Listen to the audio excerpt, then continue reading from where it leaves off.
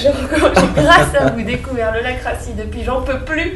Je voulais absolument qu'on en parle ensemble et comme ça je vais pouvoir poser toutes les questions que j'ai à poser. C'est génial. Juste avant de dire ce qu'est l'holacratie, non d'ailleurs, on va commencer avec l'holacratie puis après voir comment vous y êtes arrivé et pourquoi vous êtes aussi enthousiaste sur ce que vous appelez une technologie. Qu'est-ce que l'holacratie ? Eh bien, une nouvelle technologie. Ouais, mais technologie. Nous, quand on entend technologie, on entend iPhone, machin, truc. Alors, prenez le mot technologie à un sens plus large. C'est vrai qu'en France, on le réduit assez facilement à une technique ou à une puce ou un iPhone. Dans le mot technologie, il désigne des outils, des processus qui sont au service de l'humanité pour la soutenir dans son évolution. L'invention du feu est une technologie. L'imprimerie est une technologie. La propriété, le concept de propriété est une technologie. Donc si vous acceptez ce mot au sens le plus large possible, c'est la façon dont je l'utilise, on pourrait dire que l'holacratie, c'est une nouvelle technologie sociale pour les organisations. Donc c'est focalisé pour les organisations au sens large. Donc dans le mot organisation, je place les entreprises, les associations, les collectivités territoriales, dès qu'il y a plusieurs personnes qui œuvrent dans un but commun, peu importe. Une famille. Une famille, probablement, peut-être. Ma famille ne serait pas une organisation au sens où je le définis. Ce serait plus une communauté, une cellule. Voilà, toutes les entreprises sont des organisations. Mais encore, certaines personnes pourraient considérer que leur famille est une organisation. C'est une affaire de point de vue. Alors, qu'est-ce que c'est que l'holacratie ? À part le fait que ce soit une technologie, comment ça marche et qu'est-ce qui la caractérise par rapport à la façon dont on organise nos sociétés aujourd'hui ? Voilà, on va partir de là. La façon dont on organise les sociétés aujourd'hui, c'est toujours la même façon. Moi, j'ai créé 5 entreprises dans ma vie, et sauf la dernière où je suis parti en holacratie, toutes les autres organisations, puisque je les créais, j'étais plutôt le chef. D'ailleurs, c'est pour ça que je les créais. Et après, je recrutais des personnes. Et au fur et à mesure que l'organisation grandissait, ces personnes devenaient elles-mêmes chefs. Donc on s'organisait, si vous voulez, autour des personnes. Avec un chef et puis après son équipe de direction. Chaque directeur construit son équipe et d'ailleurs dans une organisation ne dit-on pas voilà il faut que tu te crées une équipe soudée, une équipe qui gagne. Voilà, ça c'est le modèle implicite de la façon dont on s'organise. On s'organise quasiment tout le temps de cette façon-là sans mettre de mots dessus et on fait ça depuis très longtemps. Même probablement avant l'invention du mot management avec Fayol et Taylor en 1911, parce que le mot management il vient de là avec la pyramide hiérarchique, managériale hiérarchique. Mais comme ce système-là il est implicite, c'est celui qu'on utilise par défaut sans même y réfléchir, du coup on n'a jamais mis de mot dessus. Donc la première étape pour pouvoir comprendre l'holacratie, c'est si on met un mot dessus, et ben ce truc-là que je viens de décrire, cette façon de s'organiser autour des personnes, on pourrait appeler ça une technologie sociale pour les organisations. Donc maintenant que j'ai posé ce mot-là, en fait, l'holacratie est une autre technologie sociale par rapport aux organisations. Et c'est une autre, quand je dis que c'est une autre, il y a un gros changement par rapport au modèle implicite par défaut, managérial, pyramide hiérarchique managériale pour faire court. Et la plus grande différence, c'est qu'on passe d'un modèle organisé autour des hommes, avec une pyramide, à un modèle qui est organisé autour d'une constitution. On passe, si vous voulez, le gap est entre la façon de s'organiser habituelle, conventionnelle et l'holacratie, le même gap qui existe entre un régime royaliste, féodal, et puis un régime constitutionnel.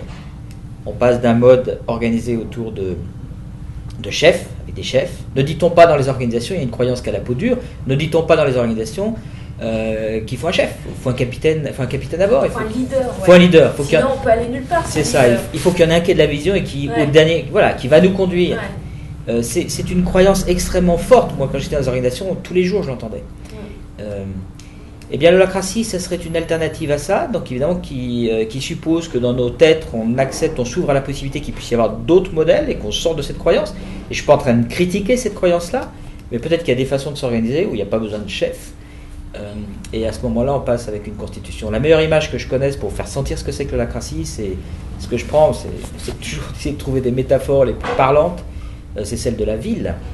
Donc on va quitter le domaine des organisations et on va dans la ville. Dans une ville, la ville est intéressante comme concept parce que, contrairement aux organisations, la ville elle présente plusieurs particularités par rapport aux organisations. C'est une autre forme d'organisation, si vous voulez, d'être humain, et elle présente plusieurs caractéristiques très intéressantes. Il y a des sciences qui étudient la ville. Maintenant, on a l'histoire des villes, donc c'est fascinant. Je suis en train de plonger là-dedans. Notamment un type qui s'appelle Edward Glaser, qui a écrit un livre qui s'appelle The Triumph of the City, qui est extraordinaire sur le sujet, qui explique tout ça.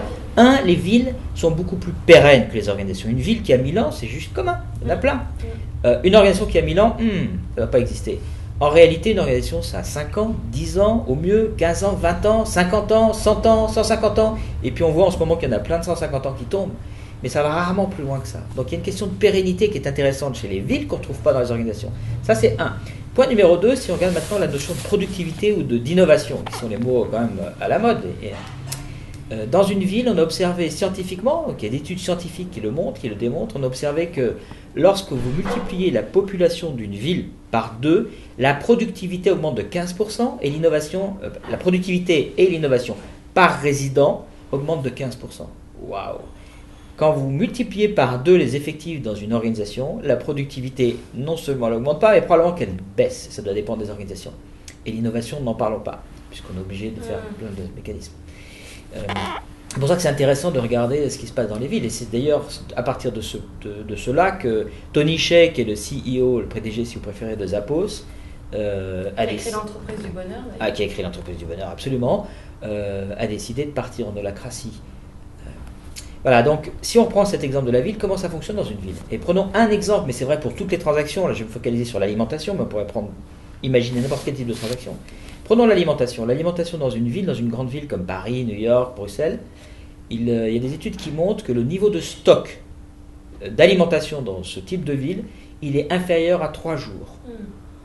Ce qui est fascinant, parce que c'est un niveau de performance logistique dont la plupart des directeurs logistiques rêvent. Souvent, j'ai des conférences avec des directeurs logistiques, ils me regardent, waouh, c'est vrai que c'est un niveau de stock extrêmement faible. Donc moi, j'ai travaillé dans les achats, donc je vois très donc bien de quoi on parle. Donc c'est un niveau de performance en termes de logistique qui est fabuleux. Et pourtant, il n'y a pas de chef. Il n'y a pas un chef à Paris, à Bruxelles ou à New York qui est en charge d'alimenter les Parisiens, les Bruxellois ou les New-Yorkais. Et à la place d'un chef, qu'est-ce qu'on a? On a un ensemble de règles. On a des lois. On a un gouvernement de lois. Il y a des règles du jeu. Il y a un concept de propriété, ce qui fait que quand vous achetez de la nourriture et que vous la mettez dans votre frigo, vous êtes à peu près sûr que personne, votre voisin, ne va pas vous la piquer. Il y a un système de propriété, il y a un système de justice qui permet de maintenir ça. Donc on voit bien qu'en fait chacun est libre d'opérer des transactions sur le domaine alimentaire et avec un système de loi, avec un concept de propriété, et qu'in fine, la performance de ce système est extraordinaire. Donc ça veut dire qu'il y a un système d'ordre, il y a un ordre qui émerge à partir simplement d'un système de loi sans qu'il y ait de chef, et qui est extrêmement performant.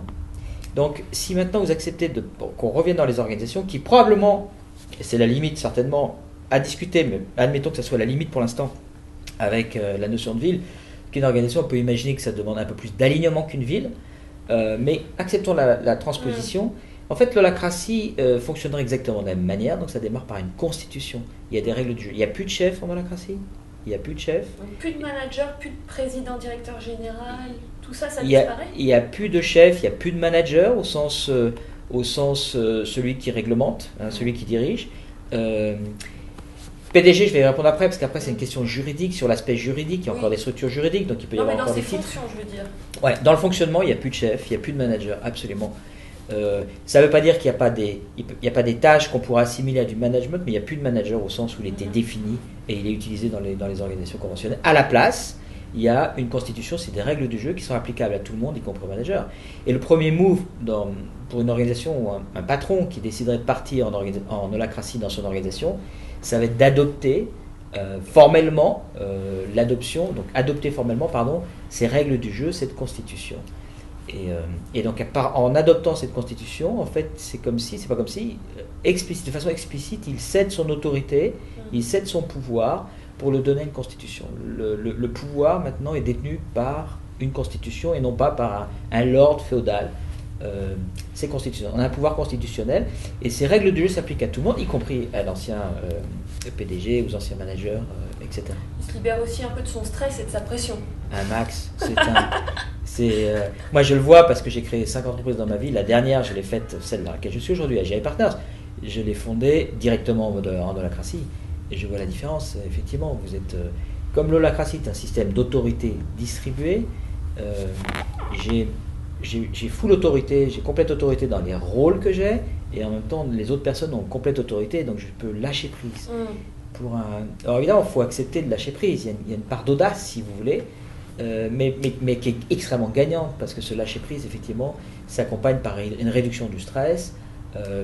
Les choses ne remontent pas forcément, même plus, vers moi. Elles remontent vers moi dans mes rôles, mais en même temps, dans les autres rôles des autres, elles ne remontent plus vers moi. C'est les autres rôles, les personnes dans les autres rôles qui ont cette autorité.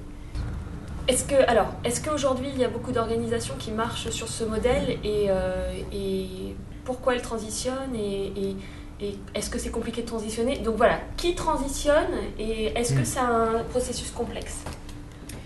Alors on en est au tout début, hein, ça a 5-6 ans l'holacratie sur la planète Terre.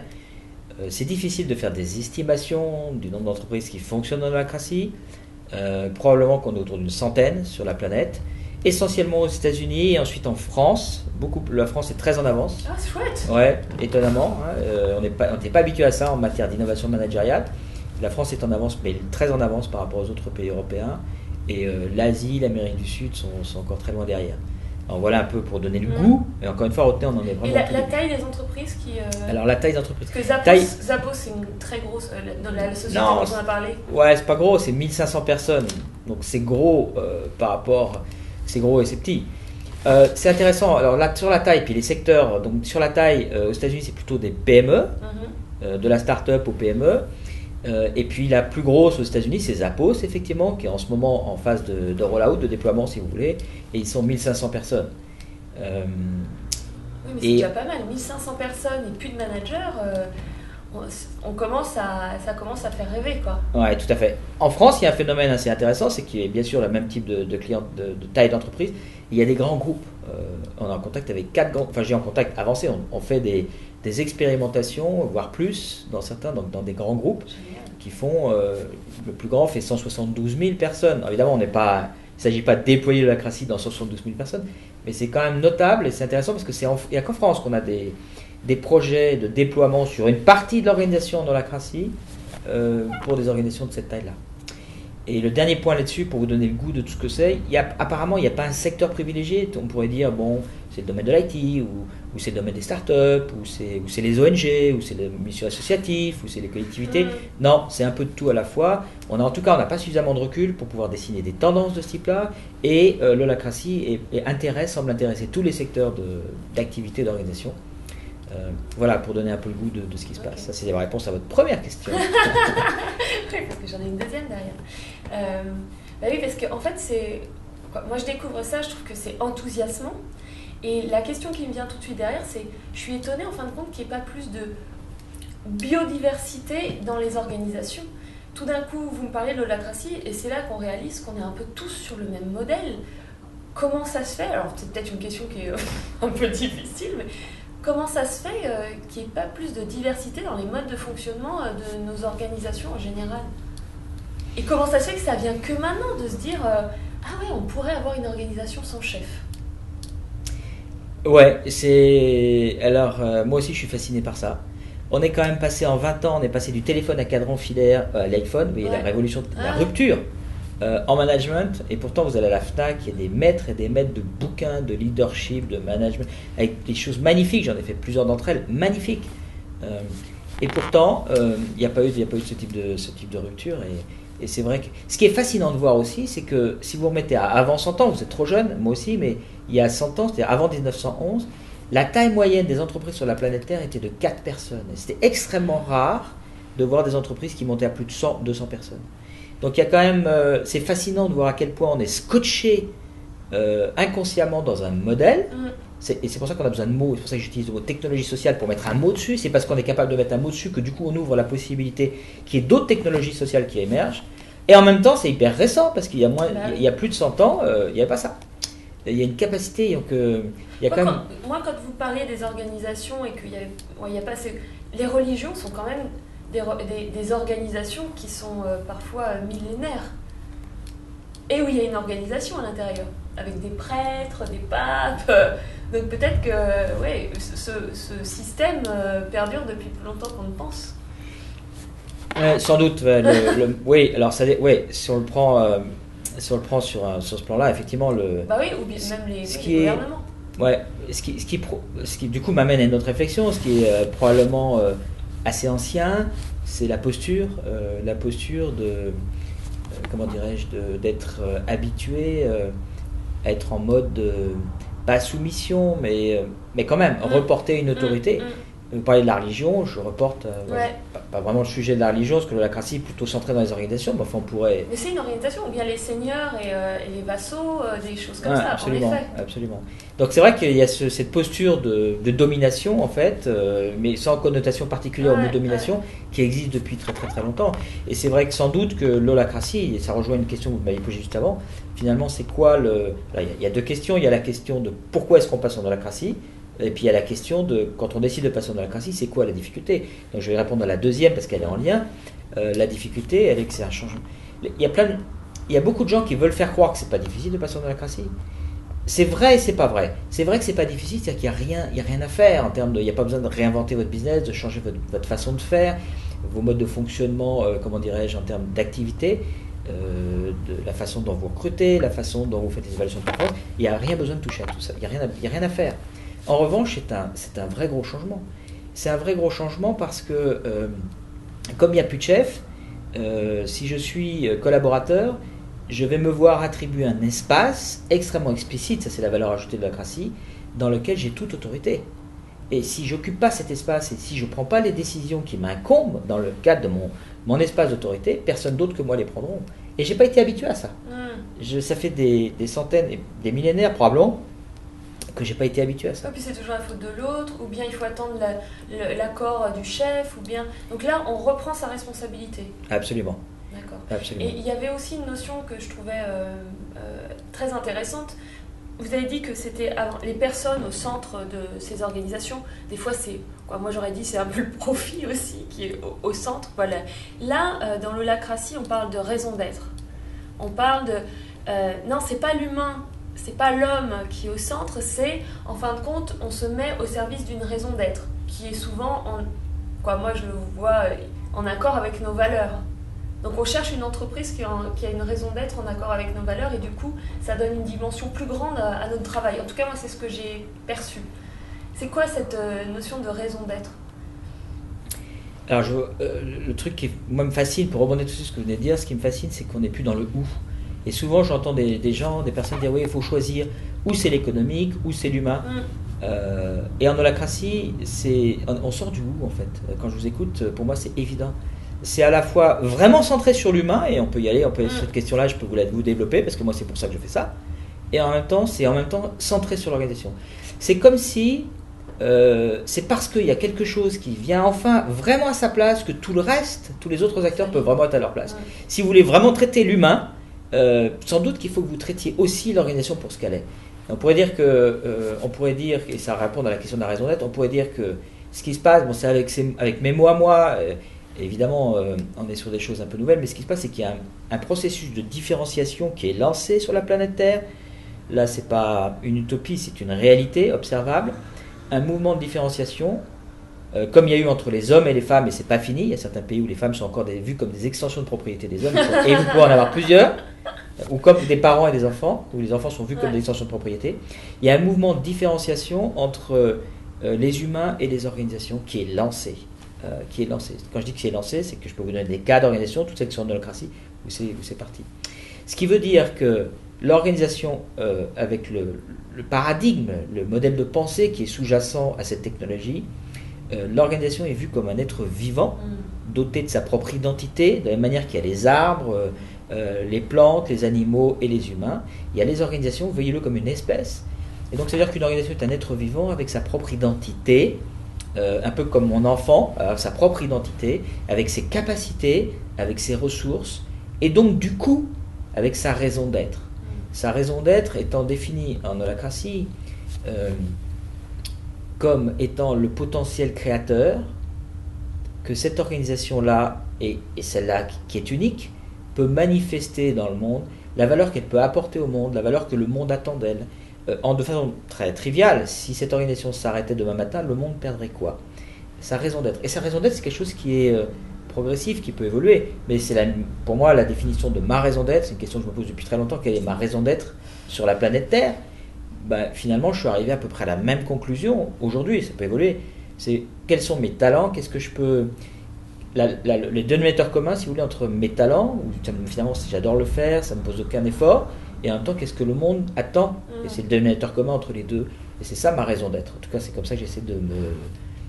moi, j'ai la chance, j'ai décidé de faire que ce que j'aimais faire.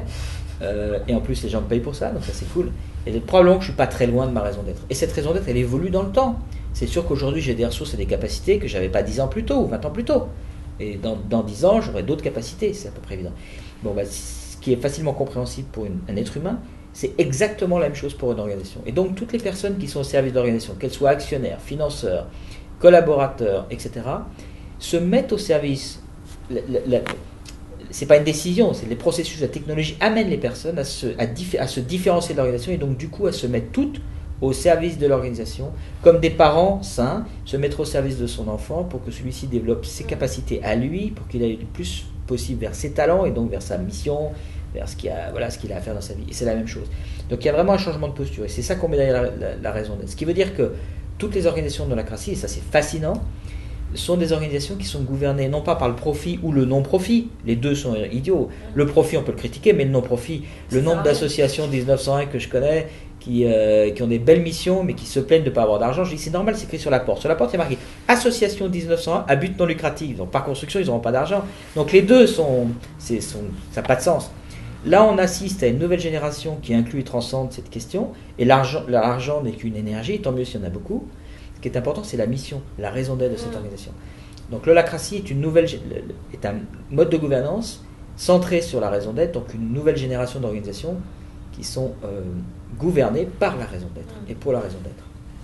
On pourrait se demander pourquoi je vous interviewe, j'ai un blog sur le bonheur, je fais des interviews sur le bonheur. Je pense qu'en fait le travail est une part tellement importante et tellement cruciale dans comment on va vivre notre vie, que je trouvais ça essentiel de montrer qu'il y avait d'autres possibilités. Je reste vraiment étonnée qu'on ne remette pas plus en question. Et vous voyez, ça c'est l'entreprise, mais l'éducation, on dirait qu'il y a une force d'inertie tellement importante qu'on n'ose pas explorer des choses comme ça, alors que moi ça me met les neurones en fusion, quoi, ce que vous racontez. Et j'ai une dernière question qui est sur le bonheur. Attention, c'est compliqué. J'aimerais savoir quelle est votre vision du bonheur. C'est quoi le bonheur pour vous ? Si on part du principe que comme tout être normalement constitué, je dois courir vers quelque chose qu'on pourrait appeler le bonheur, ce qui pourrait être ma définition, non intellectuelle mais juste dans le ressenti, je préfère ce mode de fonctionnement, il est plus ancré dans la matière. Moi, mon rêve, ce que je recherche profondément, ce qui doit être le bonheur, c'est de me sentir à la fois utile et bien utilisé. Bien utilisé, ça veut dire que quand je mets de l'énergie, je ne supporte pas qu'un pourcentage aussi infime de l'énergie que je mets quelque part soit gaspillé. Et donc je rêve d'organisation, dans toutes les organisations, tout l'espace de ma vie d'organisation, qui font que 100% de l'énergie que moi j'y mets et que tous les autres y mettent soit immédiatement rentabilisé, et je réhabilite un mot qui est parfois un peu connoté, rentabilisé en manifestation concrète de la raison d'être de la dite organisation. Je ne supporte pas l'effet Joule, c'est pour moi du gâchis. On parle d'écologie, mais commençons là, il y a un gâchis phénoménal. Donc c'est ça, être bien utilisé, en plus bien utilisé dans mes compétences, dans mon domaine de compétences. J'ai besoin d'espace aérien, j'adore travailler avec d'autres personnes, mais je veux que ça soit clair, je veux pas être au milieu de jeux, vous connaissez le triangle de Karpman, je veux pas être au milieu de jeux psychologiques où on joue victime, bourreau, sauveur. Non, moi je veux avoir des espaces dans lesquels je peux créer, j'ai un espace de décision et d'autorité, j'ai aucun problème au contraire à avoir des relations d'interdépendance et de dépendance avec d'autres rôles, mais je veux que ça soit clair. Et parce qu'il y a des choses claires, du coup, je me sens libre. C'est un des paradoxes. La liberté commence là où il y a du cadre. Tant qu'il n'y a pas de cadre, il ne peut pas y avoir de liberté. J'ai mis du temps à comprendre ça, parce que comme beaucoup, j'avais un problème avec la notion de discipline. Je suis un rebelle. Quand j'étais jeune, j'étais un rebelle. Et je me suis rendu compte de ça. Donc, plus il y a un cadre explicite. Donc, moi, je veux tout simplement me sentir utile et bien utilisé. Et utile, c'est-à-dire que je veux pouvoir choisir de travailler pour une organisation en fonction de sa raison d'être, mais une vraie raison d'être. Or, dans la réalité, les raisons d'être affichées sont au mieux des taglines marketing dans le monde du profit. Et dans le monde du non-profit, Ouais, des belles histoires qu'on se raconte, mais quand vous y allez, ce que j'ai fait, en fait, j'ai arrêté de donner parce qu'il n'y a pas, il y a pas 5% de ce que vous mettez en énergie qui sort au bout de ligne. C'est dramatique. Donc voilà, je crois que c'est ça. Je veux un espace, où... fallait pas me lancer sur ce sujet. Je veux un espace Allez-y, on est là où pour je ça. puisse développer mon libre arbitre. Mm. C'est-à-dire ma capacité à prendre des décisions seul. Ça ne veut pas dire que je ne vais pas consulter avant, je ne suis pas idiot, mais qui vont développer un muscle énorme qui manque cruellement aujourd'hui sur la planète Terre, qui est l'autonomie. L'autonomie, c'est quoi la définition de l'autonomie? Parce que je crois que le bonheur passe par l'autonomie. Pour moi, la définition de l'autonomie, elle m'a été donnée par un handicapé qui a fait justement une vidéo sur TEDx. Il s'appelle Ah, c'est le nom que je cherche, je le dirai. Son histoire, je vais vous dire qui ça. Ouais. Il est fascinant, puis on est en contact maintenant grâce à Facebook. Il est fascinant, ce garçon. Donc il définit l'autonomie. Alors c'est fascinant, vous savez, d'un handicapé. Il définit l'autonomie de la façon suivante. Il dit l'autonomie, c'est une capacité qu'a quelqu'un lorsqu'il sait, lorsqu'il ne sait plus. Et à ce moment-là, il a la capacité d'aller voir la bonne personne au bon moment pour avoir la réponse. Vous pouvez donner n'importe quel type d'autorité à n'importe qui à partir du moment où il est autonome. Il n'y a aucun danger. Puisqu'il saura qu'il ne sait pas. Ce qui est dangereux finalement, ce sont les gens qui ne savent pas, ils savent pas. Juste ça. Voilà, donc pour répondre à votre question. Et puis, encore un point. Je ne supporte pas l'impuissance. Je ne parle pas de sexualité, là, je parle d'impuissance. Non, je me doutais que vous n'alliez pas amener ce sujet sur la table. Mais encore que ça pourrait faire partie du bonheur. Il y a bien le tantrisme, des choses comme ça. Non, quand je parle de puissance, c'est que ce que j'ai remarqué, qui va avec la motivation, que j'ai remarqué dans les organisations, c'est qu'on devient assez rapidement impuissant, et l'impuissance et la démotivation vont ensemble. C'est qu'à chaque fois que vous avez une initiative, une idée, et que vous n'arrivez pas à la réaliser parce que vous allez voir votre boss, mais lui il la comprend pas, ou même s'il la comprend, il a une pile de dossiers sur la table qui fait que vous passez aux oubliettes, du coup vous vous résignez. Et c'est dans la technologie sociale conventionnelle des organisations, on passe son temps à se résigner, ce qui explique que il y a une femme, par exemple, Evelyne, que je connais, qui vient de rentrer dans un nouveau job, il y a 6 mois, elle était hyper motivée, 6 mois plus tard, elle est zombie. Pourquoi ? Parce qu'elle a essayé des trucs, et ça n'a pas marché, donc elle s'est résignée, et à force de se résigner, elle était dans un sentiment d'impuissance, et la motivation est tombée. Donc je crois que ce qui est peut-être le plus déplorable, pour moi en tout cas, et probablement pour plein de personnes, c'est de se retrouver dans des situations d'impuissance. Et c'est sans doute pour ça que moi je suis arrivé à l'holacratie, parce que c'est insupportable. Si j'ai une bonne idée, et j'ai commencé ma carrière comme ça, j'avais plein d'idées. J'ai commencé salarié, ça n'a pas duré très longtemps. J'avais plein d'idées, je suis allé voir mon boss, il ne comprenait pas. Donc je suis allé voir son boss à lui, qui comprenait. Je dis bon, on y va. Il me dit non, ici ça marche pas comme ça, il faut que tu ailles voir ton boss. Et donc en fait c'est ça, cette notion d'impuissance. Dans les organisations il y a beaucoup d'impuissance, les gens s'anesthésient parce qu'ils se résignent, ils perdent leur motivation et ils meurent à petit feu. Moi l'impuissance pour moi c'est un truc waouh. Donc en holacratie, n'importe qui ressent une tension, avec besoin de faire évoluer, a la possibilité de faire évoluer l'organisation de façon rapide et fiable en évolution de l'organisation qui fasse sens à partir des tensions qu'il ressent, sous réserve que cette évolution se fasse dans la direction ou dans la direction de la manifestation de la raison d'être de l'organisation. Fascinant. Parce que vous avez dit qu'en holacratie, c'était la dernière question mais on se lance, en holacratie, chaque personne de l'organisation est comme une petite antenne qui va percevoir les tensions et va les amener, on ne va pas les rejeter mais on va les amener dans l'organisation pour justement les traiter. C'est vu plus comme une opportunité que comme un problème en fait. Ouais. L'être humain est un capteur extraordinaire. Donc cette technologie qu'est l'holacratie, elle permet à une organisation de profiter de tous les talents des personnes. Bien sûr, la compétence et le travail, on connaît. Mais plus loin que ça, la capacité à ressentir et la conscience. Alors, en plus du boulot, enfin des fiches de poste, on parle de compétences, ça c'est des trucs qu'on parle. Là, je vous parle de ressenti, parce qu'on a besoin du ressenti des personnes, parce qu'ils vont ressentir des tensions pour le compte de l'organisation qui vont permettre de piloter l'organisation et de la conscience dans les rôles. Waouh. Merci beaucoup.